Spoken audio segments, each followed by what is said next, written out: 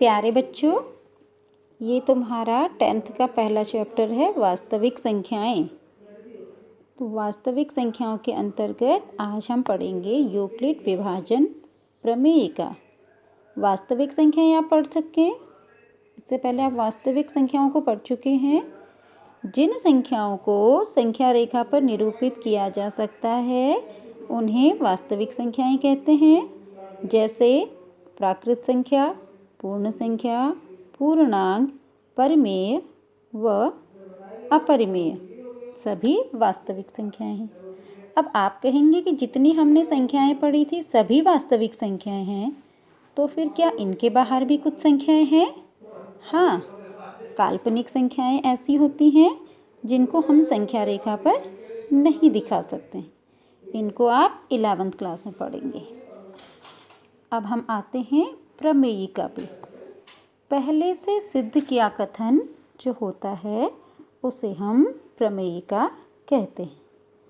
अब यूक्लिड विभाजन प्रमेयिका, क्योंकि यूक्लिड ने इस प्रमेयिका को ढूंढा था इसलिए, और ये विभाजन से संबंधित प्रमेयिका है इसलिए इसका नाम पड़ा यूक्लिड विभाजन प्रमेयिका।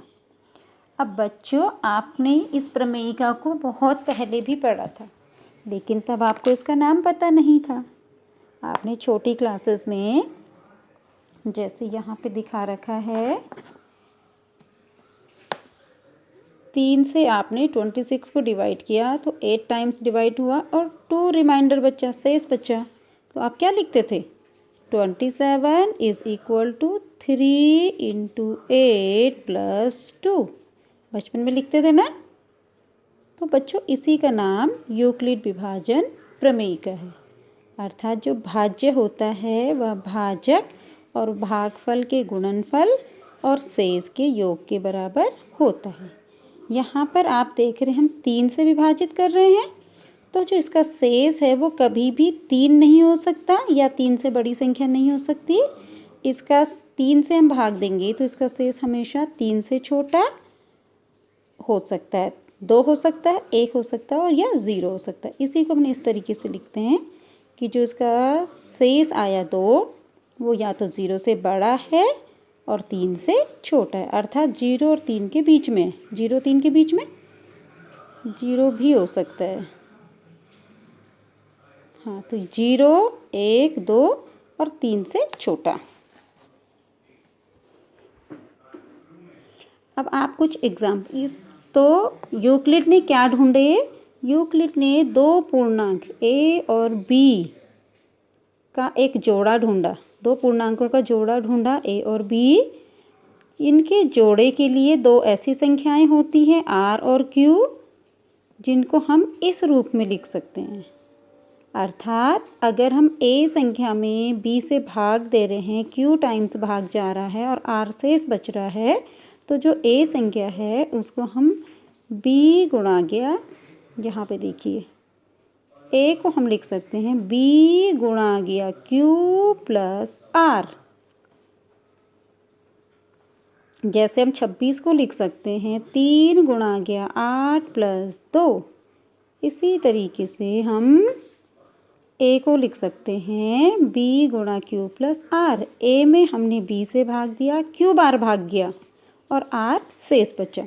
जहाँ पे जो r होता है वो या तो शून्य हो सकता है, क्योंकि यहाँ पे बराबर और लेस देन दोनों है ना, शून्य भी हो सकता है और r is less than. b से हम भाग दे रहे हैं, b लिखना था बच्चों, b और शून्य के बीच में हो सकता है r। अब इनकी प्रैक्टिस कीजिए। 3 का भाग दीजिए 10 में, 4 का भाग दीजिए 19 में, 3 का भाग दीजिए 81 में। करके देखिए तो हम 10 को क्या लिख सकते हैं? 3 गुणा गया 3 प्लस 1 लिख सकते हैं। 19 को क्या लिख सकते हैं? 4 गुणा गया 4 प्लस 3 लिख सकते हैं। 81 को क्या लिख सकते हैं? 3 गुणा गया 27 प्लस 0, यहाँ पे शून्य क्या आ गया? शेष शून्य आ गया। तो इसका सर्वप्रथम प्रयोग यूक्लिड एलिमेंट्स पुस्तक में किया गया है।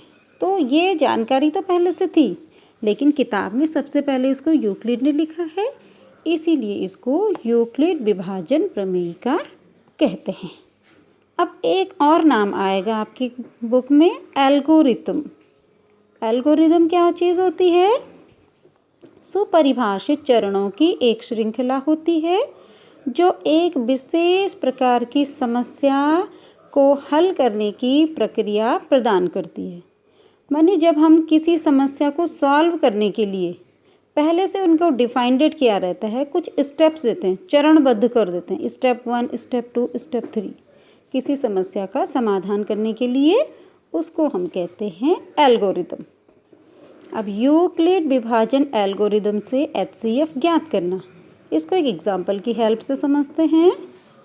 यूक्लिड विभाजन एल्गोरिदम का प्रयोग करके 455 व 42 का HCF ज्ञात कीजिए।